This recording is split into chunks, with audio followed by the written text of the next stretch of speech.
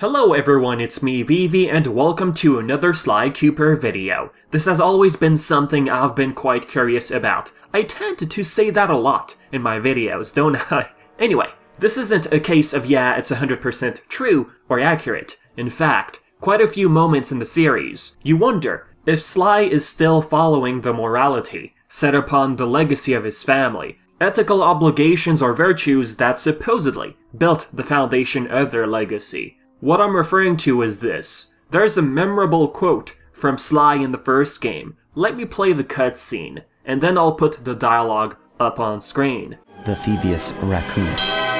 Anyone who read it learned to be especially sneaky, which is why we specialize in stealing from criminals. After all, there's no honor, no challenge, no fun stealing from ordinary people. You rip off a master criminal, and you know you're a master thief.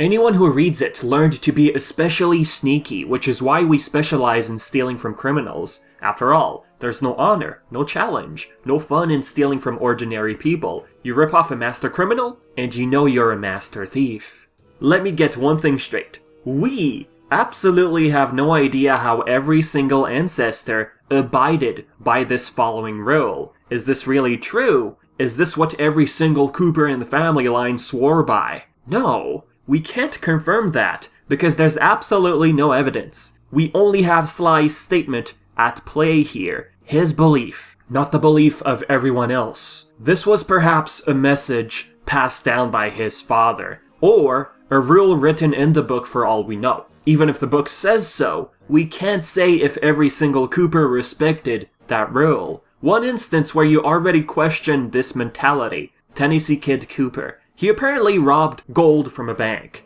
Did he rob from a corrupt person? We don't know. Do we have evidence? No. The only thing we'd like to assume is he robbed from a corrupt bank. But is that really true? Should we deny the possibility that any Cooper had the itch to just steal and make themselves feel good? According to the first game, Tennessee stole from rich landowners. Were those landowners evil or corrupted? We don't know. The Cooper Vault in Sly 3. Tennessee had $5,000 bounty on his head. For crimes, presumably. I could go on and on about other ancestors. Question their motives and everything. But you get the idea. We don't really know what the other Coopers were like, except the ones we saw in Sly 4. There's a quote that's been engraved in my brain. Here it is. The truth is what you see with your eyes, not what you hear. The truth is what you see with your eyes, not what you hear. This is a quote from Kingdom Hearts 3's Remind DLC, and it heavily resonates with the Sly Cooper series in my personal opinion. That quote brilliantly gets applied here. Perhaps Sly came up with that code of morality. It was never made clear, but he always abided by that rule. Well, it is questionable. That's the point of this video. The other probable scenario. It's a moral code passed down. It's what he heard. It's not something he saw. He only heard stories. His father could have been a blatant liar. Now why am I questioning Sly here? Because we saw things in the series, and that's the truth. And then you start wondering if Sly sometimes just likes to steal for the thrill of it. Yes, from what we learned in the series, the gang helped Sly steal from criminals. We saw that. The Fiendish Five, the Claw Gang, baddies from Sly 3, the bad guys in Sly 4. Speaking of Sly 4, people have been questioning Sly's line in this game, the whole thing about his itch coming back. But as time went on, the old itch came back, and I knew I needed to pull a heist. Like, was that really the excuse to go back to his old habits? Well, here's a fun fact for you. The voice actor himself, Kevin Miller, had something to say regarding this subject. And personally, that's how I always felt about Sly when he mentioned that old itch. So as a response to that question, the motivation of Sly is up to the writers. But as the actor, I decided that it was because Sly could never fully abandon his instincts and his family heritage. I think he optimistically believed he could somehow lure Carmelita into his world, just as she did into hers. Kevin Miller mentions Sly's heritage. Alright, his family legacy, we get it. But still, if you think about Sly 4, What do they steal from the museum? They steal a certain object to travel back in time. But if you look at the big picture, did that object belong to a criminal? No evidence. We don't know. Another instance in Sly 4. Sly's dad stealing that big gem. I mean, for what purpose? That right there, you start to wonder if Sly's dad ever lied to his kid, especially regarding their family code. I keep mentioning Sly 4 and some might automatically say, Sly 4 completely broke the moral code, therefore the game is trash. Sly 4 has ups and downs, yes, but it doesn't mean that previous entries in the series make Sly look any less guilty. Where shall I begin? I'll try and bring up as many scenarios I can recall. Remember, these are things we see with our eyes. Whatever words we hear, it doesn't explain everything we see. There's an instance where Sly had to steal out of necessity, something that would benefit him, like stealing files from Carmelita's office in the first game. Is Carmelita corrupt? Not really. Is Interpol corrupt? That's probably something a new writer could explore in a future game. A dude can dream.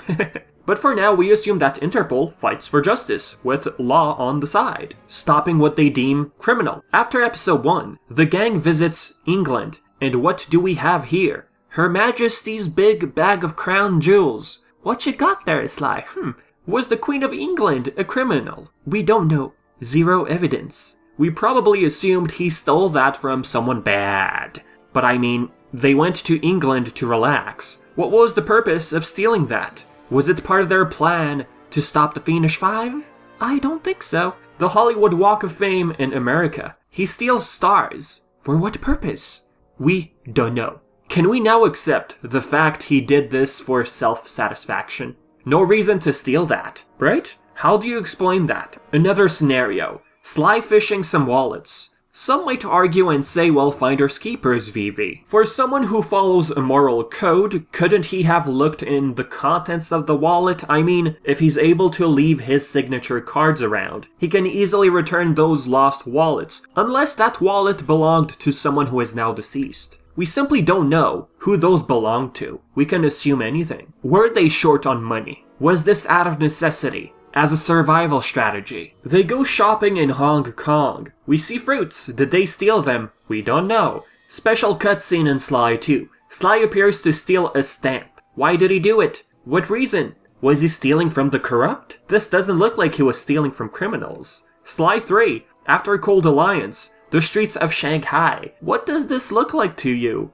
Goodbye My Sweet animated short in Sly 3. The gang steals a chocolate bar. That right there is a crime in itself. Are we supposed to defend Sly by assuming what we saw was for the good of people? No, this was for them. They wanted to eat that chocolate bar. Comic issue number 1, which takes place in between the end of Sly 1 and before Sly 2. The statue in Dimitri's mansion. The Venus de Wallow. They steal it. For what reason? We don't know.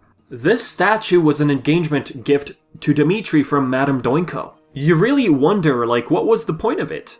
One instance in Sly 2 where Sly kind of reflects on his own moral belief. The fake money printing by Dimitri. What kind of thief prints money? There's no honor in that. That one moment, I was like, alright, he's holding onto his moral belief. However, what we saw in the series in between episodes, it makes you question if Sly is as much of an honorable thief as he believes he is. Sly 4, there's an animated short. Timing is everything. They steal a gold watch from Mugshot. Sure, he steals from a criminal, but what happened to that watch afterwards? This doesn't seem to look like an afterthought by the developers. Yeah, maybe one or two little mistakes, it happens. But we have lots of scenarios where Sly seems to not respect his own ethical beliefs.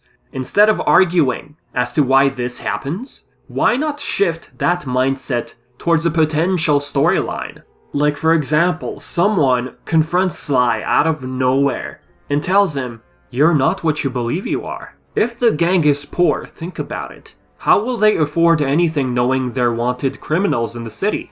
They're going to steal because they need it to survive. The same could apply to other Cooper ancestors. I can imagine a future antagonist challenging Sly's own beliefs. Maybe not the main antagonist, but someone who confronts Sly eventually. Perhaps this person has been keeping tabs on him, researching him, always wondering why he's wanted and never gets captured. Stuff he hears from civilians in different countries, cities. Heck, someone who used to spy on Sly as a kid at the orphanage, maybe out of jealousy because, remember, there was the cookie heist. Now I'm not gonna be like, oh look, Sly stole cookies when he was a kid. He was a kid. But what I'm referring to is maybe there was someone who was keeping an eye on Sly. Maybe he was a popular kid. The fact that he stole cookies, like I just said. Someone who was just curious. Like, how come he gets everything and I don't? How come Sly gets friends and I don't? Whoever that person was, he or she, maybe they were from the orphanage. Whoever it is, they could also question Carmelita's own beliefs. How come she's letting Sly do all these things under the radar? I want to see Sly mentally get challenged. Oh, and did I forget to mention, the Cooper Vault's treasures. Who does those belong to? Did they all steal from criminals? We don't know. Aha! You see what I mean? We're only told to believe what we hear, not what we see. Where in reality, it's the opposite. So yeah, with that being said, folks, this is it for the video. I thought it'd be a very, very interesting topic to discuss in the comments section. So yeah, as usual guys, if you have your own questions, theories, or anything of such sort, leave it in the comments section below. And as always, I've been Vivi, and thank you so much for watching. Until next time.